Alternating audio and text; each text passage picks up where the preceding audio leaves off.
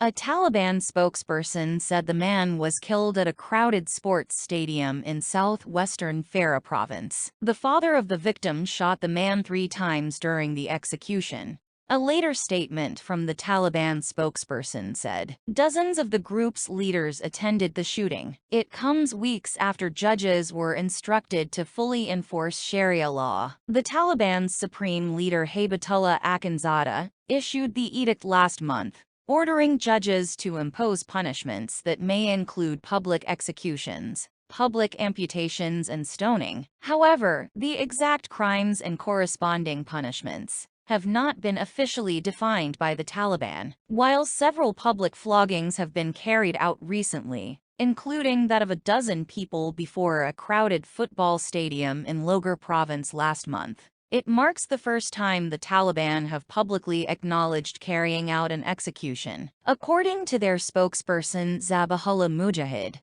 the execution was attended by several Supreme Court justices, military personnel, and senior ministers, including the Justice, Foreign, and Interior Ministers. Mohammad Khaled Hanafi, charged with imposing the Taliban's strict interpretation of Islamic law as Minister for Vice and Virtue, was also present. However, Prime Minister Hassan Akhund did not attend, the statement said. According to the Taliban, the executed man named Tajmer, a son of Ghulam Sarwar and a resident of Herat province, had stabbed a man named Mustafa about 5 years ago. He was subsequently convicted by 3 Taliban courts, and his sentence was approved by Mullah Akhundzada. Before the execution, a public notice was issued publicizing the event and asking all citizens to join us in the sport field. The murdered man's mother told the BBC that Taliban leaders had pleaded with her to forgive the man,